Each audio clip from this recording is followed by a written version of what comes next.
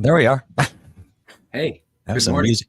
That's some music to get us going. I'm like, wow, that's really energetic music to get moving on a Sunday morning. That is. That's the 9th wave from my friend Michael Gamm that we recorded, right? I think, in 1998 or 97. All right.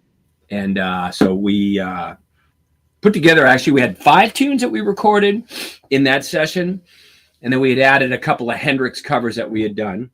And then we never did anything with it. That sounds about right. Yeah, I mean, that was the only instrumental tune. Everything else had some vocal stuff.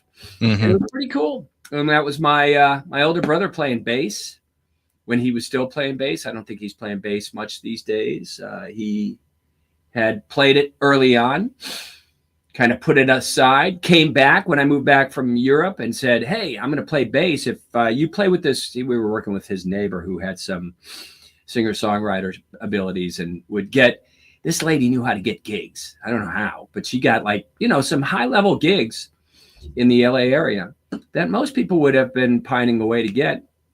And so he said, I'll play if you play.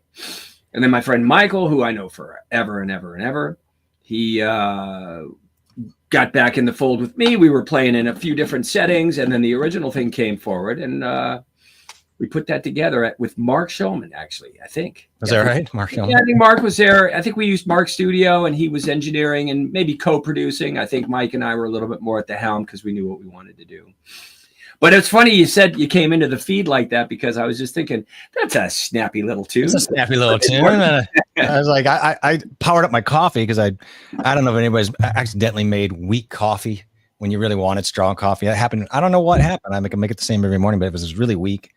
I told my wife, this is not going to work out. I got to make another one. And I overcorrected. And now it's like super strong. But I think that's okay. I think we're just going to go. If you shoot off your throne like a jetpack, we know that the coffee was overdosed, man. Because you always want those drummers, and they're supposed to be playing 60. They're shooting off at 120 BPM. Right. So we're in here today. Let's see what happens. We're going to try something different. If we have any takers. And I'm just going to keep putting this up there. I'm going to drop a link to this stream. I see some people are on here. I'm going to drop randomly. I'll drop the link to StreamYard. And if anybody wants to jump on, and we encourage it, like we really would like to, it would help us out too, because we're testing this out. So just come on in. You don't even have to have your drumsticks, and if you don't have to do any, dog and pony show. But if you want to come in and ask Bruce a question, say hi. Question. It all have to be about technique. If you want to ask us about drum life or gigging or what he's done or where he's going to do or books, that's cool too. But come on in, and there is in the description of the video below. There's a very a 4-point bulleted how to join the stream. Most of you know how to do it. Generally, you would like to have some kind of earbuds or cans to keep the the echo away, and then of course a mic of some kind and a camera. That's it. And then all you got to do is click the StreamYard link. If you don't know, it'll put you right in, and I'll have you in green room. And as we go, we'll bring you on. So we look forward to that. I would encourage anybody that, hey, Bruce is here. Ask him a question, man. Yeah, come on forward and hang out. I did have a couple things I was thinking about. One thing you mentioned about maybe somebody wants to talk about gig and life and stuff like that. I don't have that, but when I did, I had a discussion with one of my students, and I'll try to keep it flat so we don't have to get detailed in who was talking about who. But he was having a conversation with a relatively high-profile drummer, and was in a clinic setting and had asked, what is the landscape now for the gigging musician? Yeah, can you make a living playing music? And of course, the old guard would say, well, I did it, so yeah, you could do it. But I don't know if they're always aware of all the new circumstances that our drummers, musicians are besieged with. We have better technical settings to be able to push forward. The internet allows you to capture more attention of different people, and you can record for far less than what you could record back in the day. I mean, I'm thinking back to when my brother and I were doing records with MCA and with Blue Moon Records. They had real budgets. Yes. Jazz Project. Real R&D. We were getting real money, it was really good. Those days are long gone. Gone, yeah. So, but I mean, the bottom line was working as a musician. I think it's possible. I think you have to have a sharper set of skills.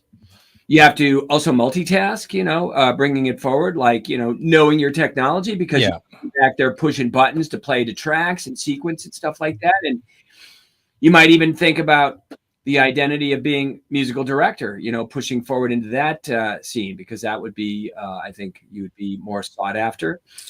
But it's just true. I my own morphing has been in the last few years to doing that, and not really being a director, but being more and more responsible for really staying on, for really getting people counted off and getting these, we're doing the in-ears and of course metronomes. And some people don't like that. Some people don't like a metronome playing in their ear. And that's another skill trait that a lot of drummers maybe don't have when they're playing live, but it's another one that people are seeking more and more.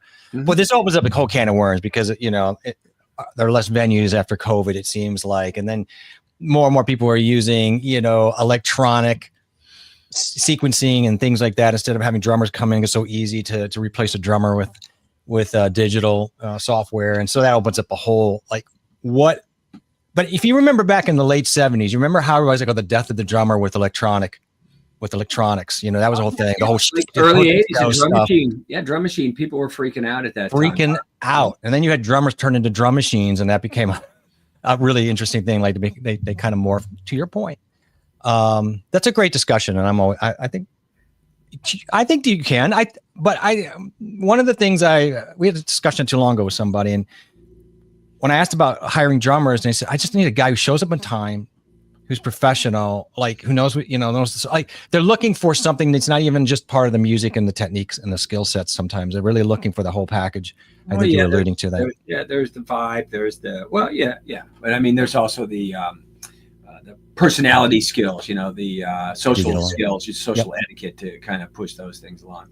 But what this led me also to a conversation, because at the same time, I had another student talking about a guy in a clinic who was talking about certain things, and he was questioning me like, what does that mean, man? What's he really talking about?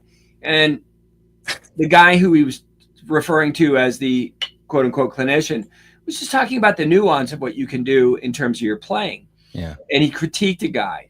And you could see when the guy sat down and played, he had kind of like a one-size-fits-all approach to playing eighth notes. He was playing an R&B groove and kind of doing the down, up factor, which is fine. That's a very functional way of playing time. But for certain kinds of R&B, you might want to have that open bounce effect happening, which would be more representative of what was going on in the 60s and the 70s, so like Al Jackson Jr. or any of the Motown, those medium tunes like I Want You Back by the Jackson 5, those kinds of tempos. And that approach had this more open bounce eighth note without a cut and divide factor. And so the guy who was the clinician was basically representing that, you might want to kind of get in there and then talking about characteristics of the shoulder of the stick versus the tip of the stick. Those are all important values. And so what I want to bring forward is that, the way you play time and the way you put the stick to the hi-hat can bring about certain nuances that might be valuable to the music. And so if you are a one-trick pony and you're only delivering from here, you want to consider other ways of approaching it or other delivery systems to give you a larger range of what you can do. So for example, if I just go into a 16th note, one-handed pattern, and, in most cases, I would say, well, that would be represented by the locomotive action. Sorry, got that. And the locomotive action, just by the name factor, will just say it's molar. There's nuances to what I bring to that. I know that Jimmy Chapin had his very staunch representations of what he got from molar, and I think he adapted as time went on to a certain degree. And I would value like that idea of the pushing of the stick, locomotive action being, under the name of molar. So I'm just going to use that name. So if I'm playing a German approach and I'm playing a molar, a couple things that I got to look for is that, one, I have access to the hinge in my elbow, a nice looseness. And that takes a moment to build up the stamina for that. And how the stick sits in the hand. I don't want the stick pulling too far away from my hand because that's not going to be productive. And then let's talk tonally now. Tonal, I want to maybe get the shoulder of the stick to lay flat on the top hi-hat on my eighth notes, and then let the stick collapse forward to get a variable of dynamic from the eighth notes to the E's and the U's if we're thinking in 16th notes. And so that can provide a very specific kind of tonality. You can work on the swing factor to that and kind of operate in a little bit of a nuanced swing. Just think of, if anybody's really familiar, and I've seen a lot of people play this tune, and it's always vexing to me that they didn't pay attention to the detail of the original tune, but go back and listen to Ain't No Sunshine. As far as I know, that's Al Jackson Jr.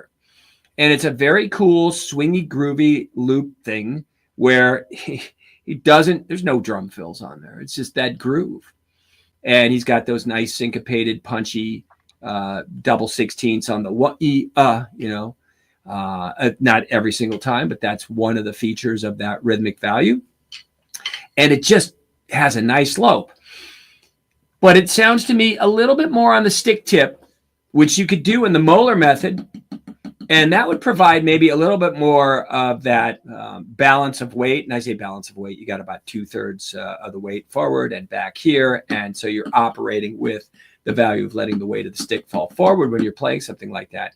And I know there might be a few characters going like, oh, dude, that's so heavy, man. You're talking way too much about it. But in the essence of mechanics, in order to refine your mechanics and build them up to a higher performance level, there is conceptual thought that needs to be addressed. If you don't address it, you'll be hammering out the same old thing, and you'll be stuck maybe in a little cul-de-sac circling around going, why can't I break through? And so for me, as a long time sitting in this seat and watching people play and practice and putting things in order, I got top-notch observation skills. And not only that, I don't have just a simple calisthenic thing like, oh, just play the paradiddle. I've got mechanical breakdowns to really help and ignite a progression of growth. So that being said, back to those thoughts of like weight value and getting a little heady into what you're doing. Well, those are considerations you want to think about so that you don't lose your stamina and start to fatigue when you're playing. So that's one way. I like that shoulder thing. So there's a guy that we could talk about that would represent that shoulder of the stick on the hi-hat, who's another groovy guy who just coincidentally also played with Bill Withers, I think on the next record, whereby they had the big hit, Use Me, and that's James Gadsden. And that guy grooves his ass off. And in his career was, I think, a formidable studio guy. I just know little various hits and things that he had done, but that guy has a lope and a groove that is, second to none. And he's using that method of molar sitting in the back of the hand, and maybe his index finger is a little less formed and all that stuff. I would say that that's more nuanced dialect, or in his case, it would be just part of his delivery system. Right, wrong, or indifferent, it doesn't really matter because he's getting out what he needs to get out. And, for his purposes, it certainly worked well because he was, one of those guys that you go like, oh, there's that guy, and did plenty of sessions. And so that would be a characteristic of that shoulder on the stick, laying on the eighth notes and a fuller tone. And then you could go into, some nuanced, again, back to more 60s identities. And, when I listen, a lot of times I'm hearing guys play on the tip of the stick when they were playing either fast eighth notes or 16th notes, probably more derivative of the touch value that came from the jazz sensibilities, hearkening into the 60s. And not to say that was the only, that was, the only way or the refined way of doing it. Ringo as a guy always had that nice, like kind of windshield wiper molar essence, and was definitely hitting the shoulder of the stick to the hi-hats and getting a nice full tone out of that. Again, just kind of sweeping, but his thing would be like a molar thing. It's coming in and out and in and out and in and out, just instead of coming up and down. And he would get that full tone. But a lot of guys would sit on the stick tip. And so, you could play a French grip molar. And, when I talk about the details of French grip, there's specifics that I would put into that technical category whereby my back three fingers are not going to cradle the stick. That would be more of a dialectical nuance, or as I would call it, an expressive posture or gesture, where you can get into the closing factor, and maybe it kind of distorts the operating system to a degree, but it might be like, oh, that's the way I want that to feel. So, expression and, the feel and stuff like that is not always necessarily have to be bonded tightly with technique. There's a lot of guys who have flawed technique and they play brilliantly. They're very expressive and very creative. But it does help to have, some good variables and allow the technical elements to kind of be in your field of grab, so that it's like a tool belt. You don't need a Phillips head. I need a flathead screwdriver. I don't need a crescent wrench. I just need a regular pair of pliers or whatever it is. You have the goods. So that being said, I think that's Matt. Hey, Matt, before I begin, so I remember what day is, Jason. Yeah, there was one specific tune that I recall that was on YouTube from Bill Withers. I think it was Just Kissed My Baby, something like that. And then I went searching back for it later on, and it was not there anymore, which sucked because it was so groovy. So maybe somebody had a copyright issue with it, or maybe the person who posted it just pulled it down altogether. That being said, you could sit on the stick tip and play a nice French grip molar and sit with those fingers on the underside of the body of the stick like a little flexi net to move with the body of the stick. So I'm not fingering it. In fact, I could take my fingers off and still get the locomotive action. Of course, the stick feels a little flimsy. By laying over the bed of the back three fingers, it adds a dynamic of support as well as a little bit of that tonal quality, because when you're, housing your stick with your bone density in your hand without squelching the stick, you do provide for your uniqueness to come through, your tone, your sound. And that would be, again, another way of playing 16th notes. Again, very selective, because if you do try to hit the shoulder of the stick, well, I could do it here because I kind of know what I'm doing, but you're not going to get a reliable rebound. When you drop the stick to the shoulder of the stick, there's going to be, some kind of give, but it's not going to be a responsive give that you might be able to work with. And going back to the German approach, where I would call this more of a strike, collapse, most people would call it down, up, down, up, down, up, down, up. My forearm is giving to lift on the E and the, but I'm not playing it. I'm not pulling the stick off the pad or the hi-hat or the cymbal. I'm allowing it to collapse, which is, again, a very, very nuanced approach to what's going on. And so you can get that sucker to dance nicely, and you can use Jeff Porcaro as your golden star approach to what one can do in that setting. And just look at the tune by Michael McDonald, I Keep Forgetting. Masterfully played, groovier than groovy.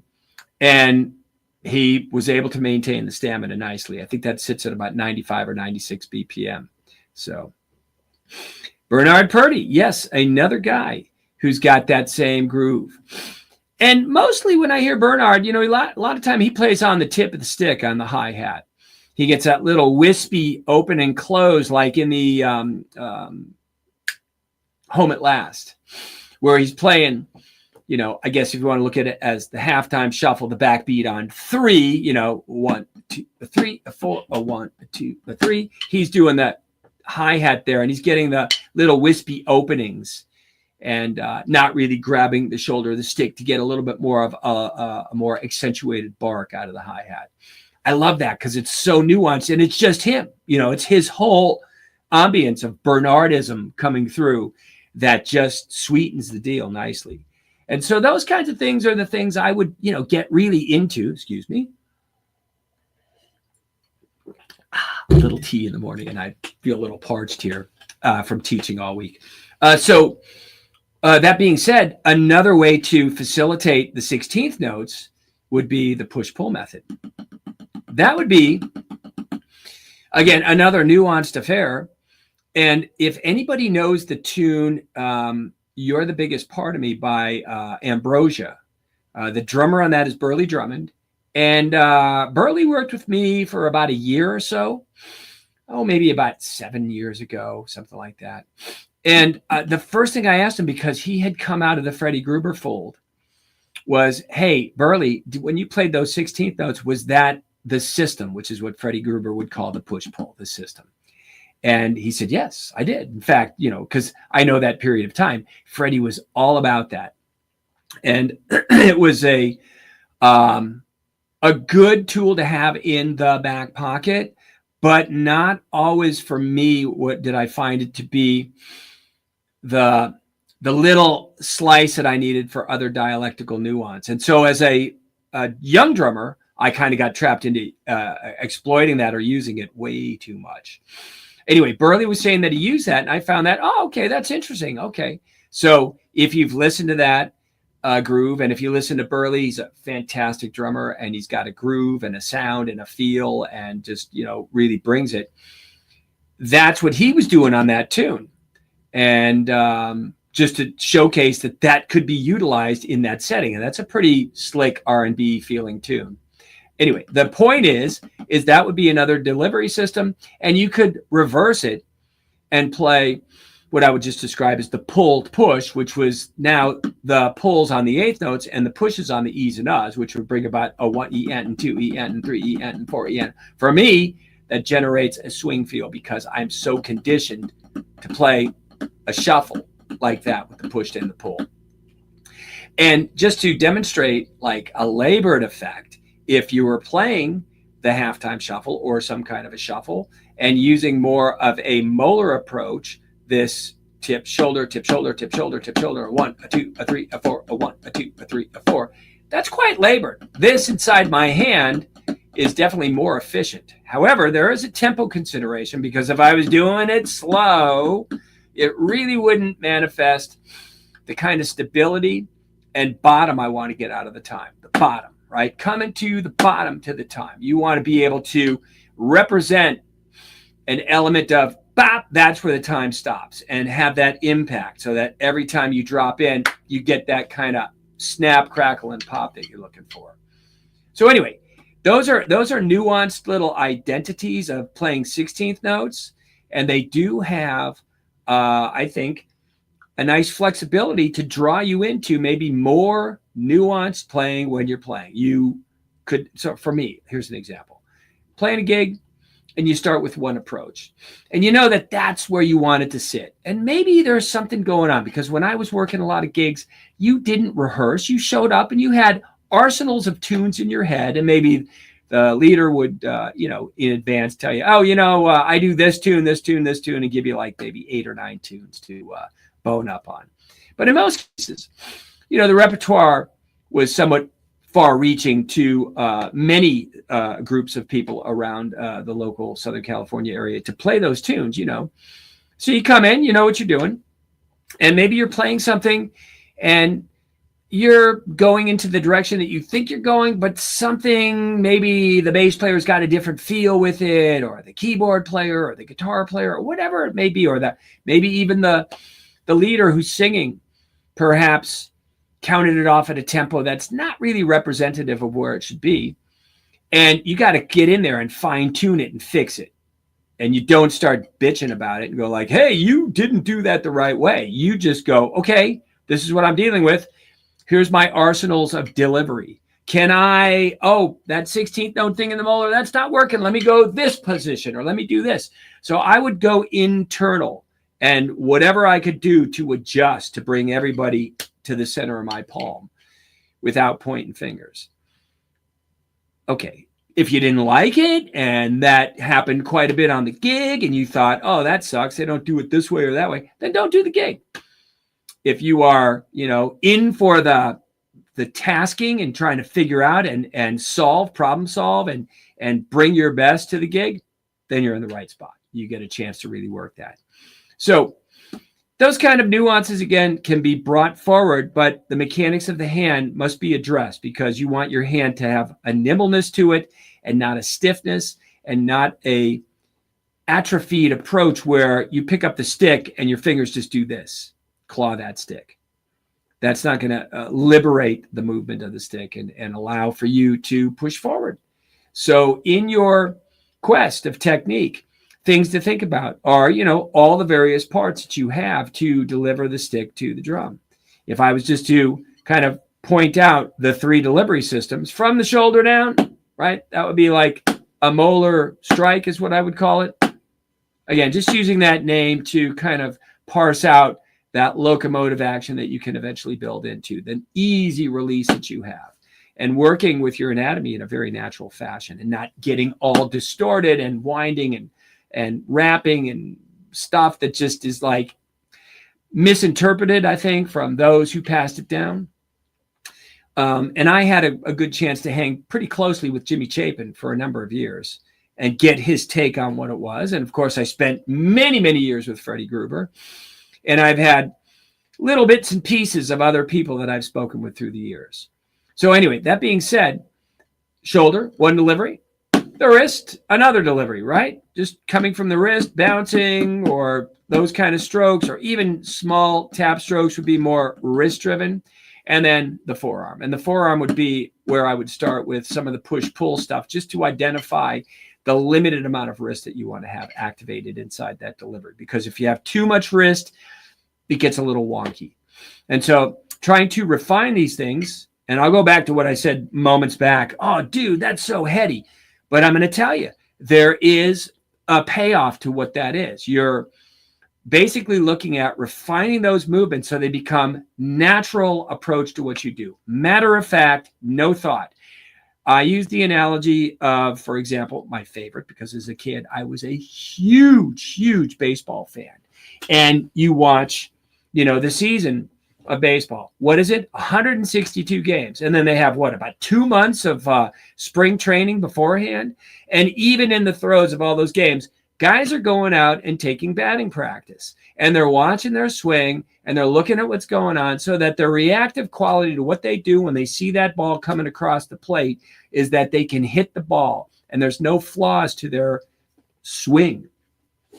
Think of these as our swing, so to speak. And they need to swing too, right? You need to get into that character of building upon an essence of swing value. But okay, I'm using that word to kind of just be silly over here for the swing value of what we do on drums. But those mechanics are every day for these guys to think about. So you might think, yeah, but that's a lot of work. But the payoff of what you can do, the flexibility. So I could go through my phone and start scrolling down to the hundreds of students that I've had, and many are still on there, even though they may not be students of mine. And they'll attest to their progress and what they did and how they grew. And they were older guys. Like a lot of my students sit in the age range of 50 and 60. And I have younger guys too, but I enjoy that older guy because there's always that little phrase that floats around the universe of like, oh, you can't teach an old dog new tricks. And I would say, oh, yes, you can. You just have to teach them the right tricks and have the right procedural approach to put forward that idea. And all those mechanics can start to really bring somebody up. And somebody who has longer time on the planet, who's been listening and processing, they just may have a few locks on some doors that they couldn't access because their technical facility was preventing them from getting there. And the habitual way of playing was a preventative measure to make it feel easy and flow. And what we want to do is make it feel easy, no fighting. So that being said, hey, Jeff, did anybody strike an agreement with you to come on board? I've not struck an agreement yet. We're in negotiations. Negotiations. Well, if anybody's got a question, man, step forward. You know what? Yeah, they're fun. They're having a good time chatting. Our group is in here. And I just I had to laugh here. Jacob dropped. I was just going to write to Jacob because it made me laugh. I thought I'd asked earlier in there. Jacob says I've heard Bruce even has students over 60. And I was going to write to him. Well, thankfully, him and I are like in that 20 to 30 group. So yeah, that's right. That's the younger age, exactly. The younger age, young kids, we're getting in there early. We're just trying to prevent all the, and we're just asking some general questions. I wanted to know about genre, what kind of students are in here, and and it's nice we got a mix. Like Forte is kind of jazz, Latin, R&B, and I know Oh, Elias yeah. actually mentioned rock and metal, and I'm always fascinated when metal drummers, not that they shouldn't come here, because I think, again, technique's technique, and I think people have a weird thing about metal drummers thinking, I mean, you got to be loose to be a metal drummer and not have injuries. Like they almost have to be more loose. And you and I know James Payne, for example, or guys like that who really focus on being as loose and relaxed as you can, because once you get out of that, I mean, beyond the fact that you're going to drop something easy, you're going to hurt yourself. So I think it's good to see that we have a metal guy in here and can appreciate that. So that's really cool. You know, the cause is for everybody. Like the cause and the idea of getting good fluidity and good ability to bring the stick to the drum without harming and hurting yourself is absolutely imperative. And that does not rest in one style. That basically, you know, envelops all styles across the board in what we do as drummers. You know, I've had like Mark Schulman studied with me on and off for a few years over the many years that I've known him. And, you know, there's nobody that's harder hitting than Mark that I know of, you know. I mean, he sits up there and can really, you know, bring it. And so I would say, knowing him, knowing what his musical palette was about and kind of watching what he did, I was able to kind of nuance and get things in there that provided more assistance to what he wanted to do. And he's a crafty dude too. I can't say it's me masterminding and pulling puppet strings. He's a guy who knew what he wanted to do. Hence his level of success with all the touring acts that he worked with. I mean, the guy's got a resume that's just long. I mean, you could say, well, there's other drummers who have resumes that may be as good, but not better. Mm-hmm. I mean, he basically brought a amazing landscape to his playing career. And so anyway, but my point was to build up something that provided fluidity and not getting his butt kicked on the gig, especially when he's doing those big shows, like when he was playing with Pink. Powerhouse. Yeah, that's a powerhouse gig to be able to perform with, man. It is. My sister, I think, saw her like 5 times in the last, you know, before he kind of stepped out, but it's kind of interesting. You know, and another one, we talk about metal, but, you know, John brought up like samba players, and that's another one where being relaxed, push and pull, because you're diving into that. And boy, they really are because they do so much of it and they have to almost to maintain what they're doing. I think samba players, Latin players. So a great representation of the, you know, Brazilian dialect is a real Brazilian guy. That's Ramon Montaner. Mm-hmm. Ramon has got that whole push-pull technique as well as his the tambourine drum with the stick, and he's got that thing so masterfully done. And he had to piss us all off by doing it with 2 hands, because I already feel bad enough. Yeah. And what I like about Ramon is like he's not just an internet drummer; he's a musician, because I've seen him perform and I've seen him play, and he's super musical. And he's, you know, I don't think he's standing by, oh, let me get into my technical thing before I get into my musical thing, which I think that's a thing that I think we all can maybe agree upon, perhaps. I don't know. Maybe it's interesting to watch technical guys, but I think now with the exchange of information being so readily available, that I think a lot of people lose themselves in like the glitz and glams and the fireworks of a lot of technical display and forget about the musical aspect and the collaborative affair that you're doing when you're performing. It's so important to not overplay. And I know I've got guys that I see, and I've got, won't name, but I know a former student of mine that I watch play once in a while, and he gets a little bit too more into the ego delivery factor than sitting back and just being there and being supportive. Which brings me to, because I've been listening to this all yesterday, if you guys don't know the band, Robbie Robertson, Rick Danko, and Garth Hudson, and Rich Emanuel, and Levon Helm, if you don't know the band, go and check them out, man. Their groove and their feel. Just watch The Last Waltz, because it's very entertaining. It's kind of a piece of history with all the guest artists that they bring up. Yep. I was listening to, so off the Last Waltz soundtrack, I never owned it, and I did have the band's greatest hits, and I was a fan. I didn't go as deep as many, but there's a tune called "Out of the Blue" that Robbie Robertson wrote, and it was on the soundtrack. And I heard it, never heard it before. I heard it on like Sirius Radio. Somebody was playing like tunes with color in it, and it was like, I think it was the Beatles channel, and they were playing that. And I heard that tune, I went like, oh my God, what the hell is that? It was so like, sonically mesmerizing and beautiful, and textures and the groove. It's just a 12/8 groove, but Rick Danko and Levon are just like, it's like there's nothing to it in terms of what they're doing, but it's how they're doing what they're doing and the feel. And those guys represented this, amount of playing that they did with Ronnie Hawkins when they were kids, and then going and joining with Bob Dylan. Levon didn't, because he left. He didn't like, because he just didn't like the booing when Dylan started to go electric, half folk, half electric.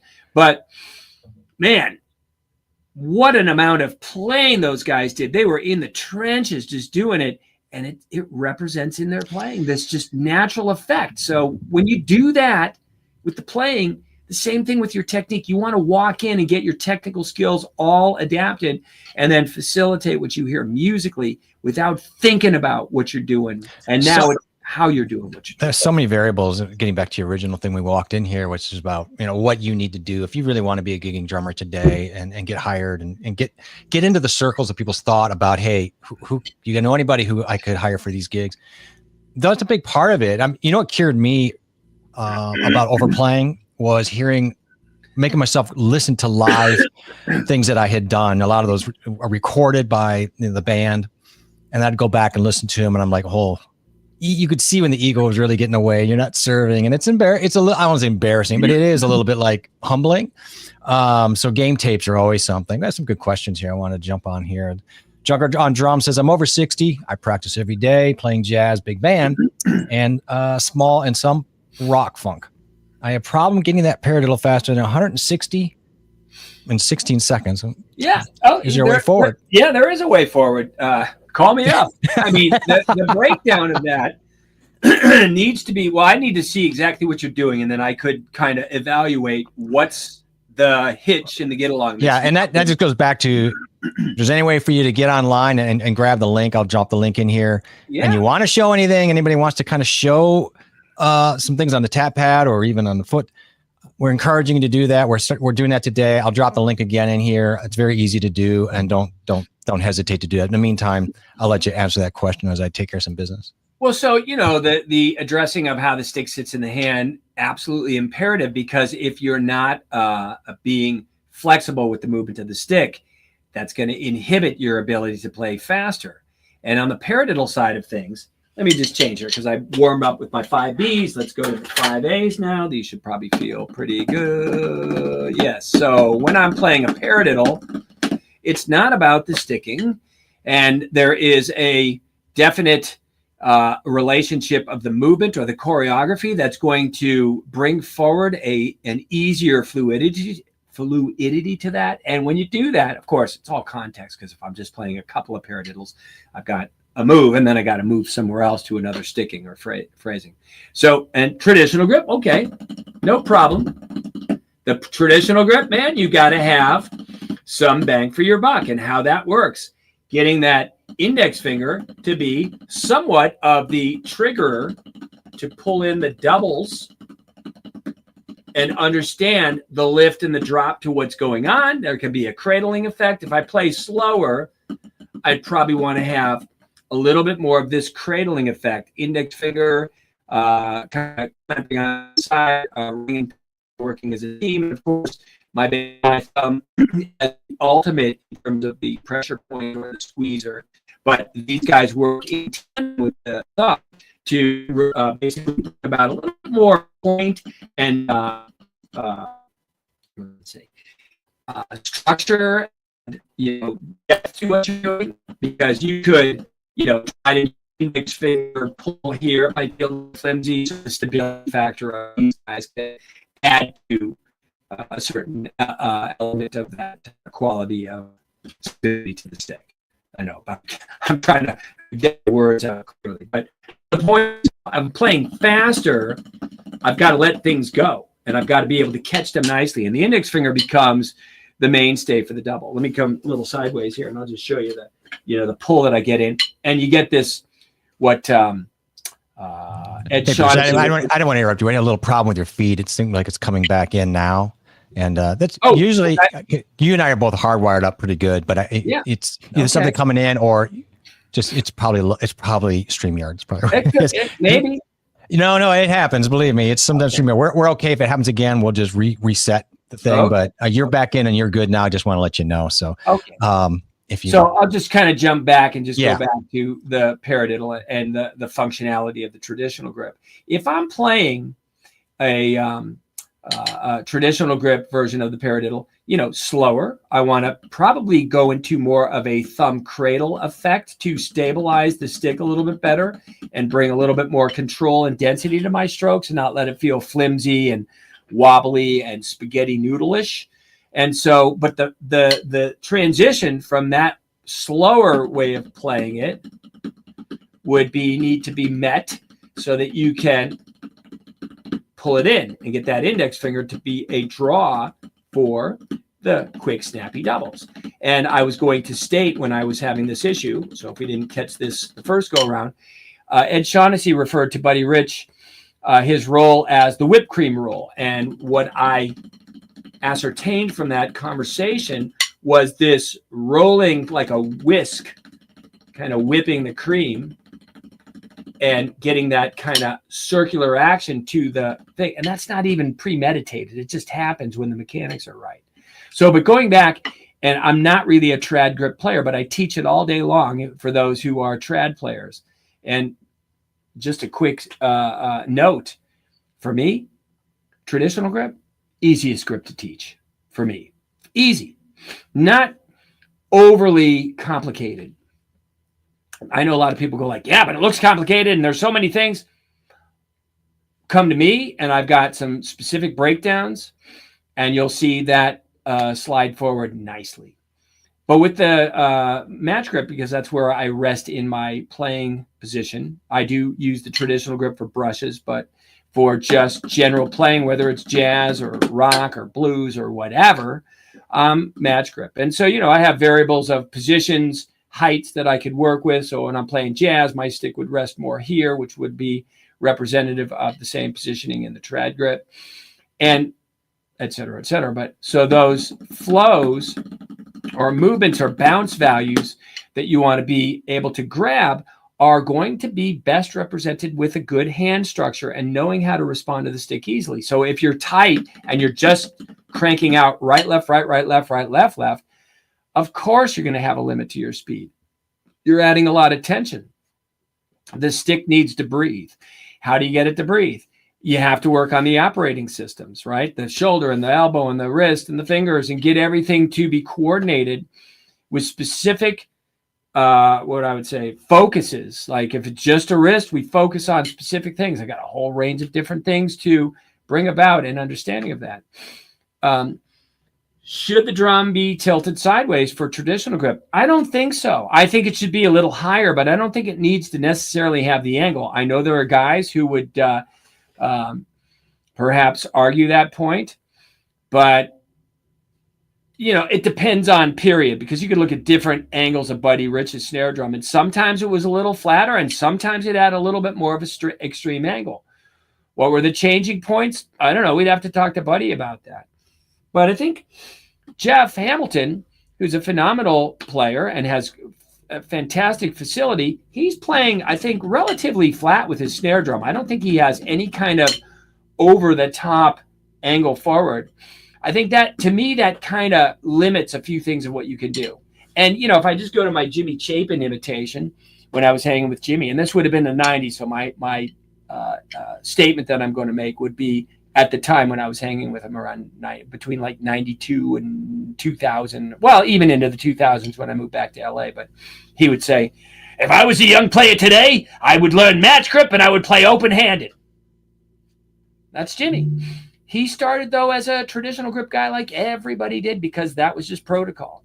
So I think the advantage of match grip is definitely something that everybody should investigate. But I also don't want to say like, oh, it's the only way, because there are guys who make the case of that traditional grip working rather well. And so if you're comfortable there and it feels good and you can get to the bottom of the drum and be expressive with it and you don't feel tangled when you get around the drum set, cool.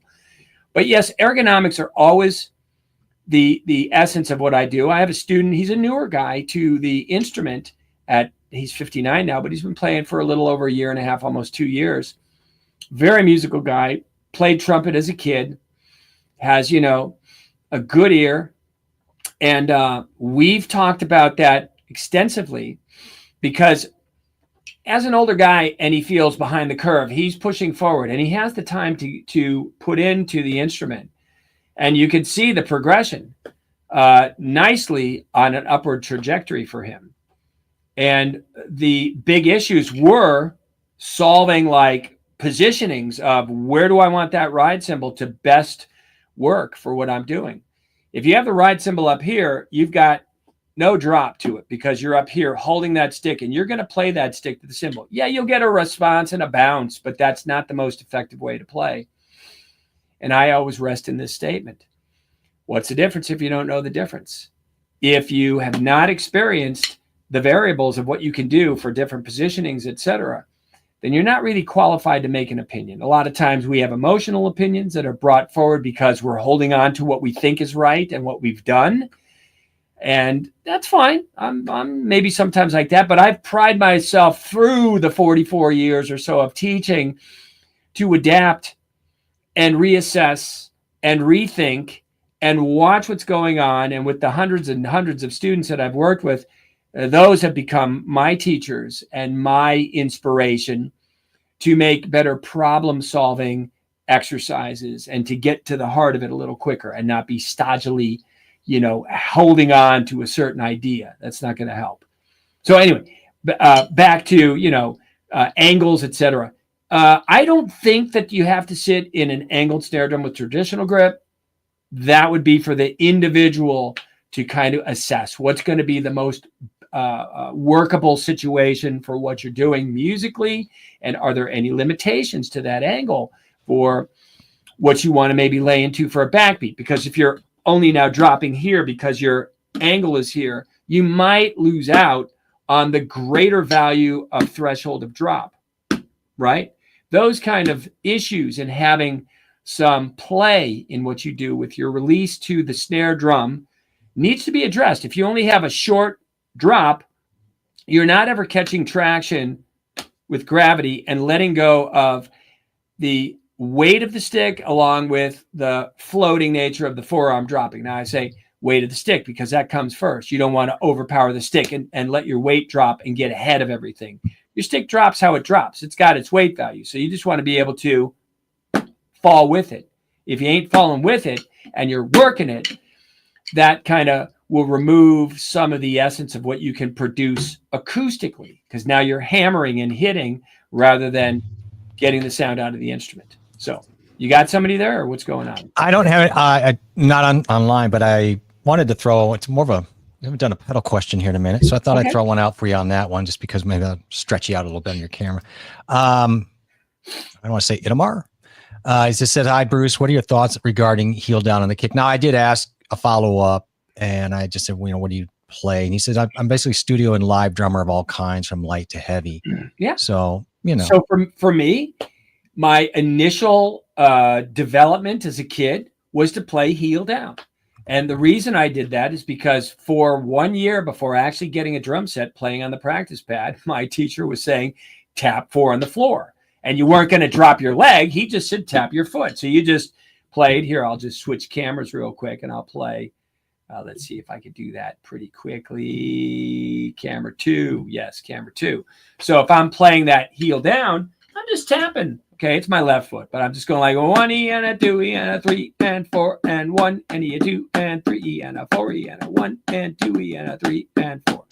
So when I got my first kit and I sat down, I didn't have any other understanding of anything else other than just playing it heel down, which is excellent because it works the ankle. If you are all of a sudden kind of thrusting forward with a hyperextended ankle forward and using your whole leg to jam the beater forward, well, one, that's not acoustically pleasant. It's going to be a short hit. You're going to get a buzz. All sorts of elements are going to occur. Once you refine the ankle, you can build up a whole range of different things that you would want to utilize. And so one of the things that I would build towards is being able to use the drop and pop, as I call it, with the essence of the constant release. This is, if you go to JoJo's video with the feet, that's something he got from Freddie. That's something I worked with JoJo on. There was one point where he was kind of in this place where he didn't have it fully formed, and he kept calling me up because I know him for a long time, since 94 we met. And I think about 10 years later, we were able to hang in New York, and I was sitting with him for a couple hours and just addressing different positionings and all the stuff that I knew at that time. Now, that's 20 years ago. I think my whole essence and developmental edge and what I can put forward for the development of that is way better. But I had a good insight because I knew all the inner workings, and I was working it out then too. I was teaching a lot, as well as kind of formulating things that were going to be benefits to what I was doing musically, because I was playing a lot of gigs too and recording. So that being said, having a loose ankle, step one. Having the access to your hip and lifting and feeling the drop of the weight of your leg to accommodate a certain element of body feel. You know, if you're thinking time and you're going boom, bap, boom, bap, that drop of your leg and that swing back to your backbeat and dropping into that can be internally very valuable assets to have an inner concept of how time can feel. I'm not going to say it's going to make you play perfectly on the click, but when you have a delivery of a lift to a drop, you're going to be closer to hitting bullseyes and just kind of punching forward and not having any concept behind the delivery. So for the foot, the hip and leg and how that plays into it, being able to generate good accent structures as well as touch. With the bass drum, I call it the bass drum, Jimmy Chapin, going back to Jimmy, he hated the word kick drum. It drove him nuts. It's not a kick drum. You don't kick it.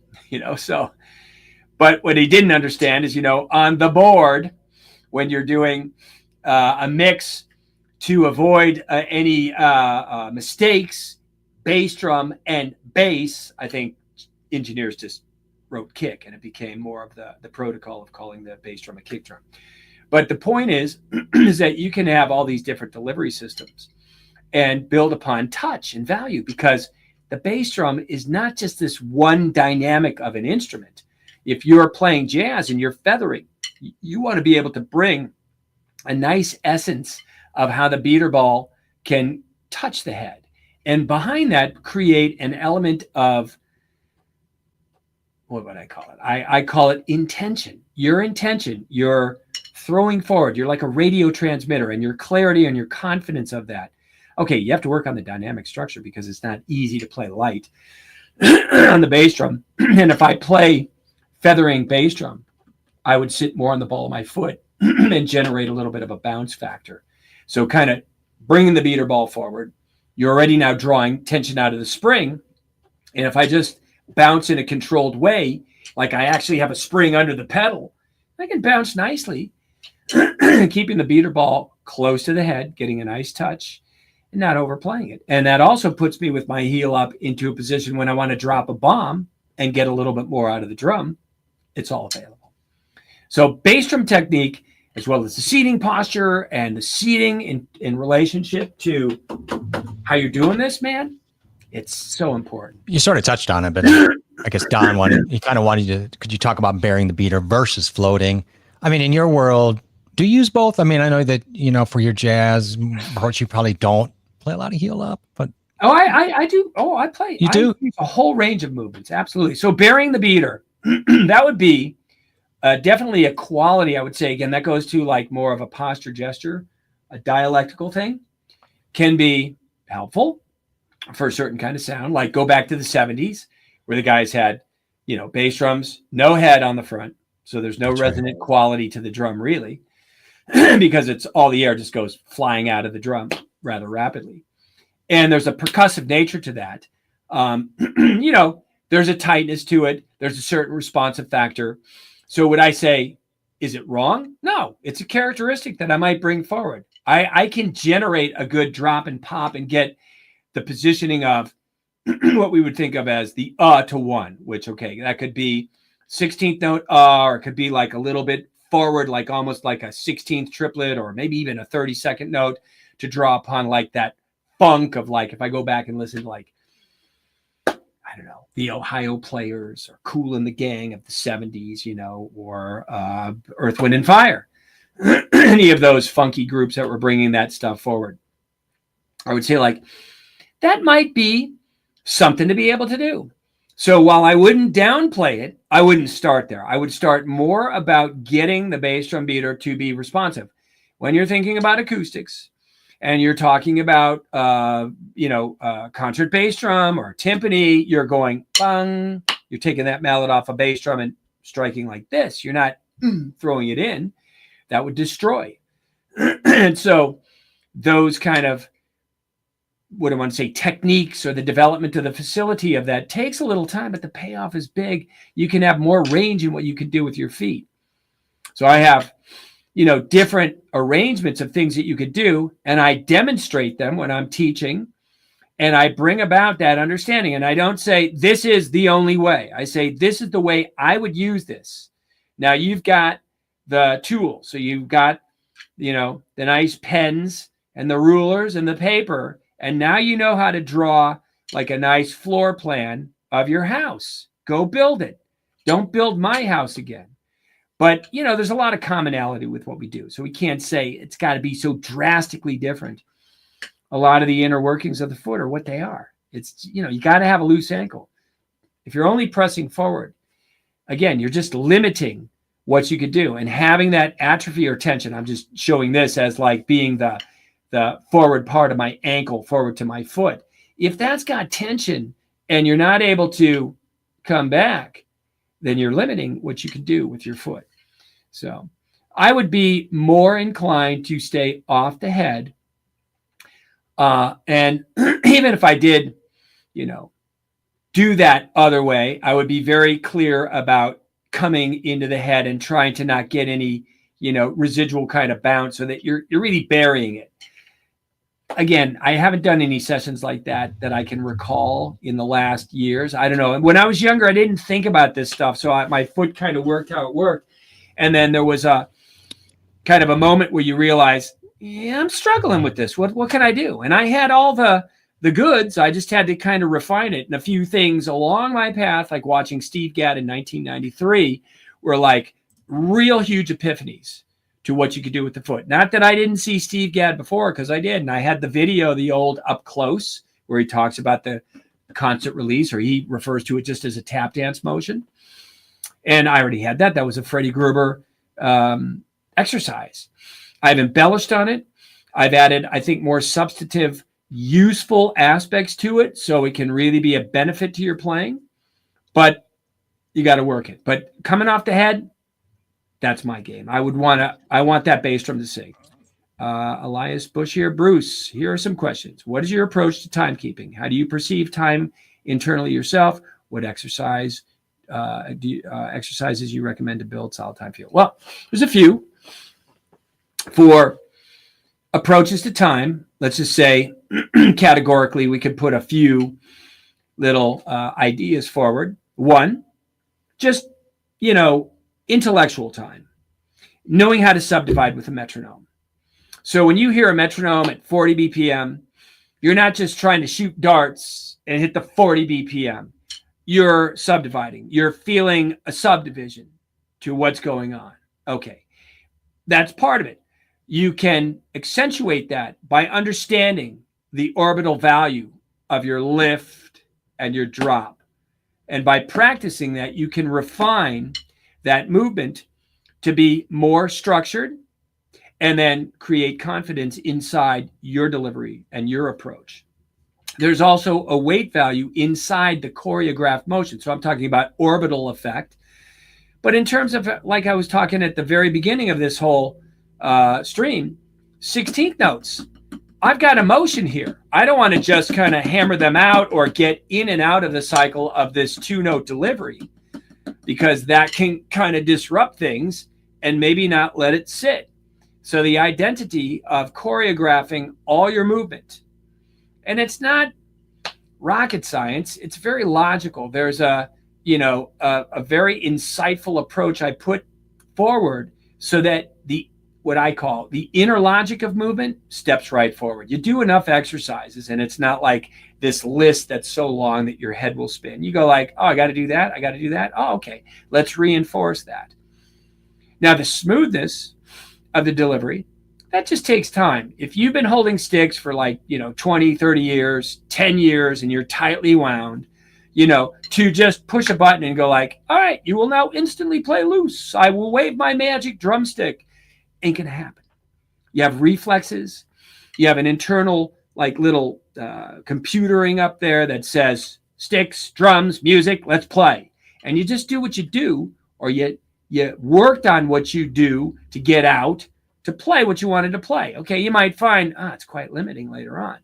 So to kind of untie the circuitry and rewire it, it takes a little time. And then to kind of work towards the fluidity of perfecting. Mind you, remember, I've been in touch with this stuff since 1977. That's a long time. So, I got it young. So by the time I started studying with Freddie, I'd only been playing like 5 or 6 years and didn't have a heck of a lot of bad habits, but there was stuff that was stiff. I remember how I played. I'd sometimes feel like really tight in my shoulders and elbows and stuff like that. I had my arms out like higher. I've got footage of me playing and I could see and I go like, oh shit, okay. And then I watched it evolve through the years, but it was a gradual slope forward, and everything that I've done has steadily pushed me up that ladder. So for timekeeping purposes, let's say just for this one idea that I do all the time. And I've seen there's a guy out there that's in Italy that's copied my stuff because he studied with me many years ago and has, pretty good. I took him aside and really gave him some good thoughts. And that's this guy, Tony Arco. And hi, Tony. So when you're playing jazz time, this is not the only way to do it, but this would be one way to feel the lift and the drop and the extended value to your lift and drop to what you're doing time-wise, your upstroke to downstroke, and kind of build your timekeeping elements on those kind of subtleties to what you're doing. Because if you're just going ding, ding, da ding, ding, da ding, I'm playing everything, I can get into the spirit of this. Mind you, that first way I did might be something to add to a dialectical nuance where you need to stay inside the time. I can make a case, though, where you can get even more nuanced with that while you're playing it and have still an understanding of a little bit of breath and movement of the stick on the inside of the hand, whereby you do want to restrict it, but you can still have that dance to what's going on. And that's it. Other than that, what do I say? So there's the head time, intellectual time. There's inside that understanding your subdivisions and your note values, because if you're not thinking subdivisions, then you're losing out on the whole game. Then there's the quality of understanding the lift and the drop, the choreography element. And then there's the weight value. Like if I'm talking about what I was moments ago talking about with bass drum, there's a value of using your body weight and dancing with that. And again, the best representation of that would be just watch Steve Gadd. Watch him in his heyday. How emotionally connected with what he was doing was he, and how much dance and performative movement did he have inside what he was playing? Unbelievable. And it serves well because he was a tap dancer. So he understood those elements and those subtleties.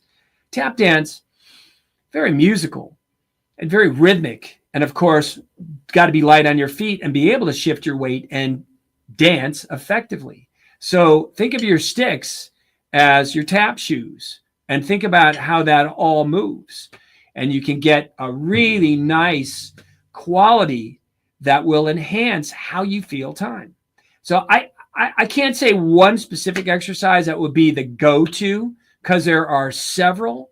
And there are little instituted formulas that I would put together to mindfully speak about how you move and what's going on to address time, you know.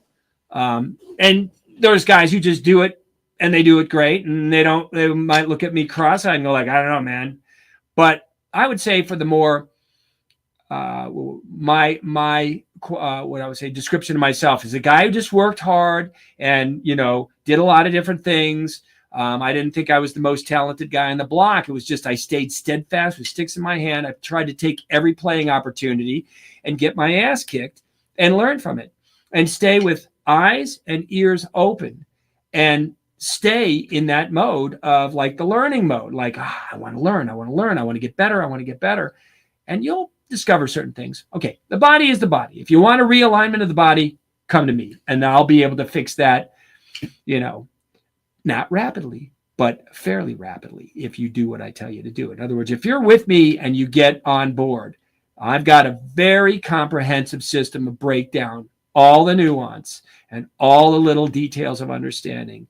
And again, it's not rocket science, but there's a process. So the commitment is, do you really want to get better or not? So are you serious?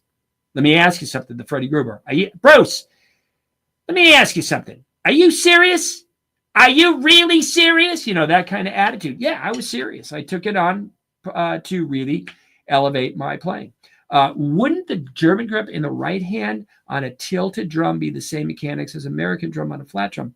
Well, I guess so if you came out a little bit. Yeah. But, you know, hitting the drum at an angle at first might not serve up the greater understanding of the vertical nature and the bounce factor that you want to create.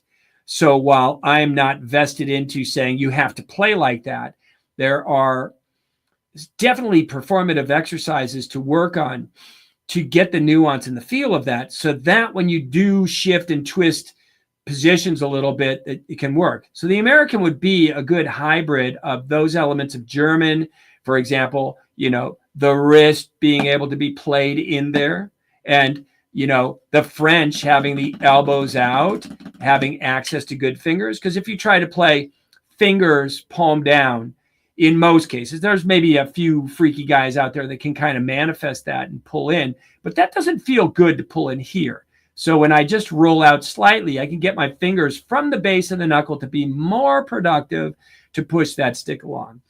And, you know, flat out, full throttled singles, you know, that's one element of what you want to do, but you want to build up control and have, again, some outline movement that would add to the structural component of what you're playing with your 30-second notes, your 16th triplets, or your fast 16th notes, or whatever it is, to have some accent structure, some contour to what's going on. You don't just go flat out and go like, oh, boom, bop, boom, bop, boom.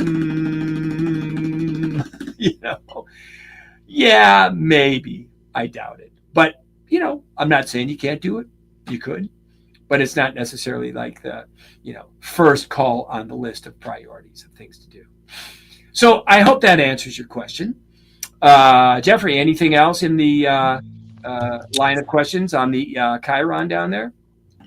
Not really. I was just kind of looking at, well, wait, hang on a second. I had one pop up here. I wanted to check, and I apologize. I was getting behind the deal. You know, it's funny. Here we go.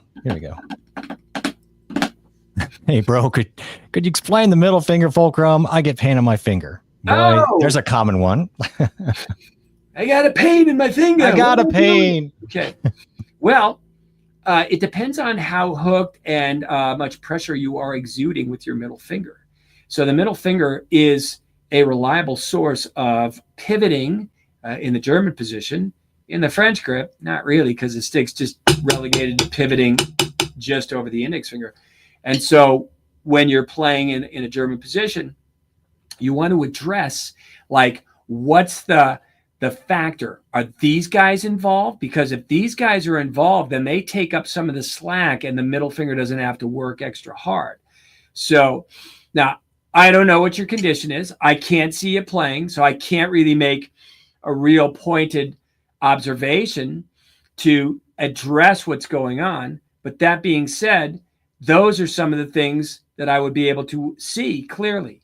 So my one thing that I've structured and worked on very well and learned to verbalize and explain and kind of bring a communicative part to the process are my observation skills. So I can see when there's a little something out of place, or you're using something that doesn't need to be there, and not seeing your finger, I can't address it. But I've seen people who, like, they got that finger kind of hooked and wrapped, and that's their kind of approach. Again, formulating some good loosening, stretching factors and identifying pressure points inside the hand are crucial to making the hand work more efficient.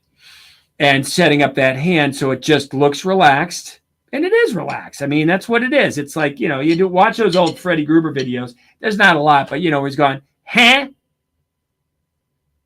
Like doing those posture gestures with his hand, not even playing, just talking like, whatever, because you're not thinking about it. And what he was sort of putting forward and as an analogy was like, you want to make these things come out expressively natural to what we do. That being said, it's not natural because you got to think about it. You got to understand rhythm and stickings and movement and all that stuff. So the conceptual approach to that, while it is heading towards a natural affair of delivery, it needs to be addressed conceptually as well as physically and work that on. So middle finger, it's great for the bounce value. If I'm bouncing, and I'm just doing a nice open bounce. Oh, actually, all my fingers are connected to the stick. I mean, my middle finger is just slightly rounded in a German position, but in a French grip bounce, there they are again. They're still open. So I don't want this. I don't want a hammer. That's not going to be helpful. So again, I'd have to see what you're talking about specifically, but the middle finger is a identifiable, helpful aid to the stick pivoting effectively over first line middle finger. I could get that middle finger off and play molar stuff and have no middle finger. Okay, that would be more of a calculated exercise to build up more strength and character of these two fingers and not let the middle finger kind of usurp their contributions, So anyway, that's my take on that. I'd love to see if you were able to join us, but we're at the end of our game here because now we're pushing into like an hour and 15 minutes. So I want to kind of Ronnie, we'll try to get the word out a little bit more about jumping on stream, and because it is easier to observe what is going on if someone can even just hold up a stick and say, my thumb is here or it's here. Easy. It's just much easier to diagnose that, and I think we'll just keep trying to get the word out, about jumping on, even if it's 10 seconds, just to be able to see that is very helpful for you as the doctor. Jeff and I will look through. We're not going to be here next Sunday. That's off our schedule table, but we'll see if we can put one more in December or maybe two if it's possible. I know we got all our holidays coming up, so there's more stuff going on. But, in the coming year, we'd like to be a little bit more scheduled with our outings and kind of push forward with this idea. And so get the word out, man. If you want to get some good insight and input, but direct, you can get yourself on this camera. I can have a conversation with you, see you with sticks in your hand. And the answer that I give won't be as more round and open to the question, but it'll be more direct to the question. And we can kind of push through the bullseye that you're looking for. I'm just putting the website up because one or two people asked about finding the website. So go to brucebecker.com. There's plenty of information there, of course. And then in the description down below in the video also has that, as well as your socials. So please reach out and get in touch if you have any other questions. Yeah. If you're interested, call me up or email me through my website. Give me an identity of where you fall in the geographical locations on the planet. I'm on the Pacific coast. So I always have to schedule around. I have students all over the planet. I've got, guys I broke my middle finger and I can tell it's a nightmare. Yeah, that is. That being said, you can still rehabilitate something. I've had guys who've had so many different kind of crucial issues with their hands. I don't claim to be the doctor, but there is a rehabilitative factor to what I do. In fact, I had a guy who was just talking to me about that he had something going on. And I haven't hit with him yet, but I wanted to schedule something with him. I don't know if that worked out. I don't remember what his reply was to my latest email. But that being said, I'm not a miracle cure, but I can tell you that there's a certain amount of logic and block building effects that can change and add to and perhaps move you from one space of atrophy to another place of being a little bit more open. So, but you have to hit me up. So the thoughts are good. It's always good. Like, I want to get better. I want to get better. I should call Bruce. I should email. Do it. Yeah. Don't stand back. Life is not a dress rehearsal, man. This is it. This is the play. Get involved. You got to like really push yourself forward. And Bruce will answer. That's how I met you. I wrote you about a book. I couldn't get into. Just the next thing you know, we're doing all sorts of websites and weird stuff. That's right. That's right. You are very good at getting back. I'll admit that. And it is true. And it's very frustrating as a drummer to have any kind of injury. I have back issues, which, good posture and things help. And when I met you, I just slammed this knuckle. And when you're a drummer and that gets in the way beyond the pain, it is very frustrating. It can be almost depressive because you can't get what you want. And we were able to really kind of deal with that. And there are ways around it. And so, yes, absolutely. Yeah. Yeah. That's a very kind thing to say. We're going to put this up here. Alexandria. These live streams are so invaluable. So much wisdom in Bruce's words. It's true. Oh, a lot of wisdom there. Appreciate that. Yeah. Just thanks for joining us. Yeah. Trying to just put forward what I ascertained and acquired through my life's path of drumming. And the good word, again, is just being consistent, keeping sticks in your hand, and being sensible about what you consume and how you consume it in terms of what you're practicing and how you're putting forward your practice. And being patient. That's be it. Kind to yourself, because I get frustrated. I'm a very impatient person. And I, for years, was like, I should just go back to traditional grip. And we talk about this all the time. But the patience of sitting with those sticks every day, even for a few minutes, I've realized over time how important that is. And the reason I think these live streams are invaluable is it isn't really the big thing. It isn't the home run. It is the small little things around the edges. Sometimes it will be the catalyst to somebody staying with it or having understanding. And I think that's why these are really great streams for people. Well, thank you. Yeah. And, when I'm teaching, I do get like good feedback from all my students. I always say that don't worry about the literal translations of what we're doing exercise-wise, because that's a little bit of a longer game plan. But the subtle nuance, you'll see little shifts, little permeating of effects into what you're doing, and you're going like, geez, I didn't really change a whole lot, but all of a sudden I'm feeling this, and I go, yes. It's fun to have that eye-opening moment. Thank you from Germany, Michael. Thank you, Mike. It's always nice to have. We have a worldwide group coming in here, and I wanted to say goodbye to Elias, who's been very active today. Thank you. It's very nice. And of course, thank you. You're welcome. Everybody. Thank you. So for those of us in the States, I'll just say everybody next week, have a happy Thanksgiving. For everybody around the planet, give thanks. Let's all have gratitude and continue on with our quest of practicing and playing, and know that you sit in a little nice sliver of mentality or conceptual growth in your head that most people don't get to operate around, because a musical instrument brings such joy, such pleasure, such aggravation. But when you stick with it, payoff's there. I mean, I'm back to playing my guitar.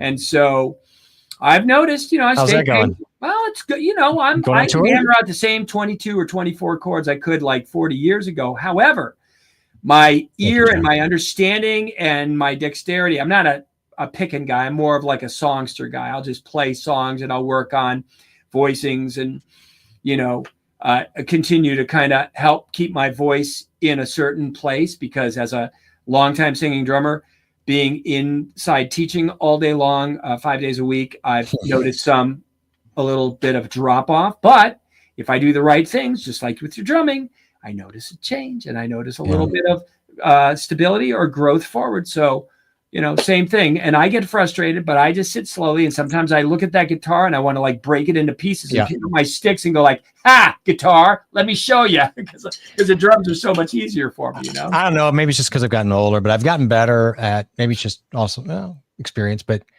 understanding those small daily blocks. And if I'm struggling, if I am frustrated, I just know that means usually slow down, right? Yeah.